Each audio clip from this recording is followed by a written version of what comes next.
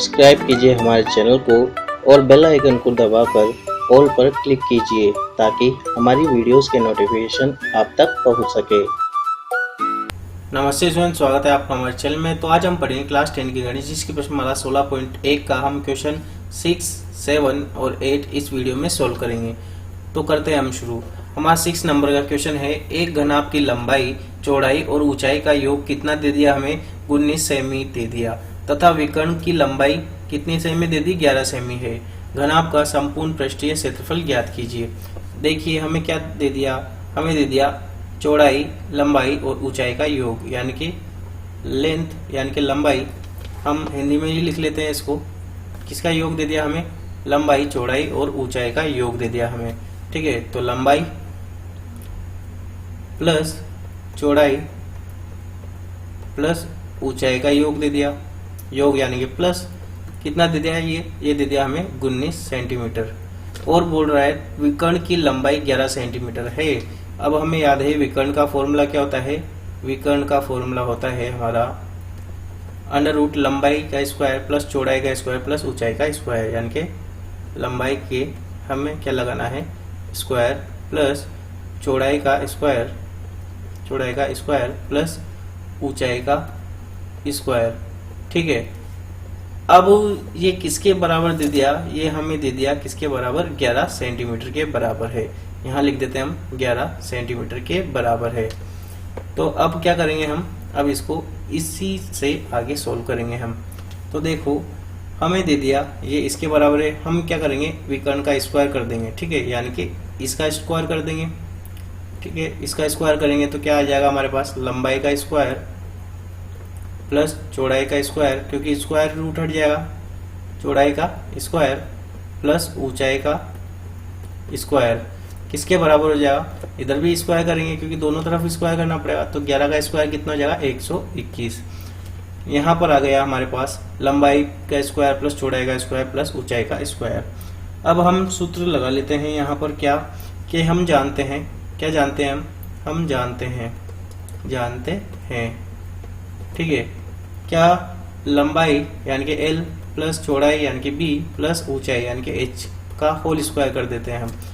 इसका फॉर्मूला क्या होता है? यहाँ पर देखो हमने फॉर्मूला लगाया A plus B plus C का होल स्क्वायर। तो क्या होता है? A का स्क्वायर यानी कि L का स्क्वायर प्लस B का स्क्वायर यानी कि B का स्क्वायर प्लस H का स्क्वायर हो जाएगा यहाँ पर, प्लस 2 इंटू एक बार L इंटू B, फिर दूसरा बार B इंटू H, फिर H इंटू L, ये होता है। अब हमें याद है इसका मान कितना है? इसका मान हमें दे रखा है, ये रहा 121। तो यहाँ 121 डाल देंगे। 121 प्लस 2 इंटू लंबाई प्लस चौड़ाई, ये जो है इसको ऐसे कैसे लिख देंगे, प्लस BH प्लस HL। अब इसका हमारे पास मान है क्या? लंबाई प्लस चौड़ाई प्लस ऊंचाई का मान ये रहा 19। तो क्या कर देंगे? इधर 19 का स्क्वायर कर देंगे। 19 का स्क्वायर कितना होता है? 361। ये 121 इधर प्लस का है, इधर आएगा तो माइनस का 121 बराबर 2 into LB plus BH plus HL। ठीक है, अब इसको हम माइनस कर देते हैं। माइनस करेंगे तो कितना आएगा हमारे पास? 240 बराबर 2 into LB plus BH plus HL।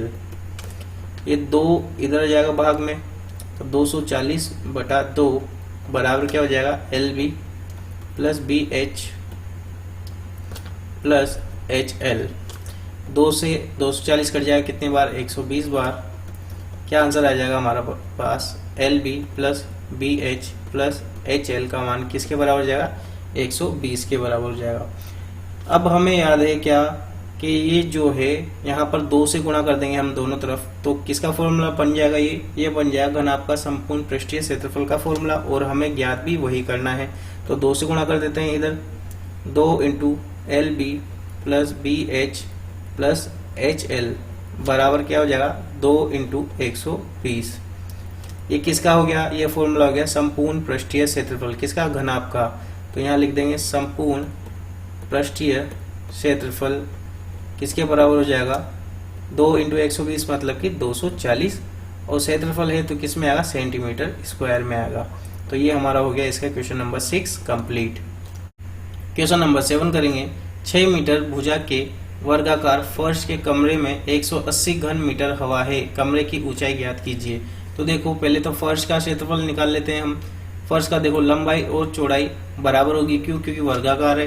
तो लंबाई का मान कितना हो जाएगा, ये हो जाएगा 6 और चौड़ाई का मान भी कितना हो जाएगा 6। किसमें दे रखा है, मीटर में, तो हम मीटर लिख लेते हैं यहाँ पर, ठीक है। तो क्या हो जाएगा, यहाँ पर आ जाएगा हमारे पास क्षेत्रफल, क्योंकि क्षेत्रफल निकालना है लंबाई इंटू चौड़ाई से, वर्ग है तो क्या होता है लंबाई इंटू चौड़ाई।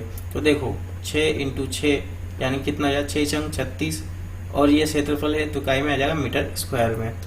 अब बोल रहा है कि कमरे का आयतन दे दिया हमें, क्या दे दिया, कमरे का आयतन।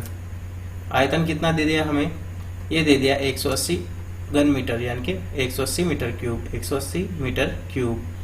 अब हमसे बोल रहा है कि कमरे की ऊंचाई ज्ञात करनी है। तो कमरे की ऊंचाई के लिए सूत्र क्या होता है, कमरे की ऊंचाई, तो क्या हो जाएगा, ये आ जाएगा कमरे का आयतन बटा कमरे का फर्श का क्षेत्रफल, ठीक है। क्षेत्रफल कितना दे दिया हमें, तो देखो कमरे का आयतन तो है 180 बटा क्षेत्रफल कितना है फर्श का, ये देखो 36। तो हम इसको काट लेंगे तो कितनी बार कटेगा, ये 5 बार। 36 एकम 36 और 36 पंजे कितना होता है 180। तो कमरे की ऊंचाई कितनी हो जाएगी, 5 मीटर की। कमरे की ऊंचाई कितनी हो जाएगी, 5 मीटर। क्वेश्चन नंबर 8 करेंगे हम। क्या है हमारा क्वेश्चन नंबर 8, 44 मीटर लंबी 1.5 मीटर ऊंची और 85 सेंटीमीटर चौड़ी दीवार बनाने में 22 semi into 10 semi into 7 semi माप की कितने ईंटों की आवश्यकता होगी। अब हमें पहले तो क्या करना है, इस दीवार का आयतन निकालना है, फिर उसके बाद इसको हमें भाग लगा देना है एक ईंट के आयतन से, तो ईंटों की संख्या हमें पता चल जाएगी। तो हम क्या करेंगे, सबसे पहले दीवार की लंबाई चौड़ाई और ऊंचाई हम समान कर लेते हैं। तो दीवार की लंबाई, तो लंबाई कितनी दे रखी है हमें, ये दे रखी है 44 मीटर। अब देखो इसको हमें सेंटीमीटर में बनाना है, क्योंकि ईंट का माप किस में है, सेंटीमीटर में। तो 44 इंटू 100, तो अब कायम बन गया ये सेंटीमीटर में, तो क्या आ जाएगा 4400 सेंटीमीटर। फिर उसके बाद चौड़ाई कितनी दे रखी है, 85 सेंटीमीटर, तो ये सेंटीमीटर में ही है पहले से। और ऊंचाई कितनी दे रखी है, 1.5 मीटर। ऊंचाई कितनी दे रखी है, 1.5 मीटर। तो इसको भी 100 से गुणा करेंगे, तो 1.5 इंटू 100, अभी कायम बन गया सेंटीमीटर में। अब इसको गुणा कर दिया हमने तो कितना आएगा 150 सेंटीमीटर। अब हमें देखो दीवार का आयतन निकालना है। दीवार का आयतन, ये दीवार का आयतन बटा ईंट, एक ईंट का आयतन, तो ईंटों की संख्या निकल जाएगी। तो दीवार का आयतन क्या होगा, लंबाई इंटू चौड़ाई इंटू ऊंचाई होगा। तो लंबाई का मान कितना है हमारे पास 4400 इंटू चौड़ाई का मान कितना है 85 इंटू ऊंचाई का मान कितना है 150। ये दीवार का आयतन आएगा, क्योंकि जो ईंट का आयतन है इससे हम काट लेंगे इसको। फिर है एक ईंट का आयतन, एक ईंट का आयतन कितना दे रखा है हमें, ये दे रखा है 22 इंटू 10 इंटू 7। ये देखो अब आयतन कितने में है हमारा सेंटीमीटर में, तो यहाँ लगेगा सेंटीमीटर क्यूब, क्योंकि आयतन है तो यहाँ पर भी कितना आ जाएगा सेंटीमीटर क्यूब। अब ईंटों की संख्या निकालेंगे हम। ईंटों की संख्या, तो ईंटों की संख्या कैसे निकल जाएगी, दीवार का आयतन बटा एक ईंट का आयतन। तो दीवार का आयतन कितना है 4400 इंटू 85 इंटू 150 बटा 22 इंटू 10 इंटू 7, ठीक है। अब हम काट लेते हैं इसको, 22 एकम 22, 22 दूनी 44 और इसके पीछे 2 जीरो।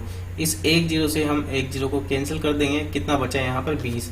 अब इसको हम क्या कर लेते हैं, गुणा कर लेते हैं और भाग लगा देते हैं। तो 20 इंटू 85 इंटू कितना है 150। जब हम इनको गुणा करेंगे तो कितना जाएगा हमारे पास, ये आ जाएगा गुणा और भाग करने पर 15,000 ईंटें।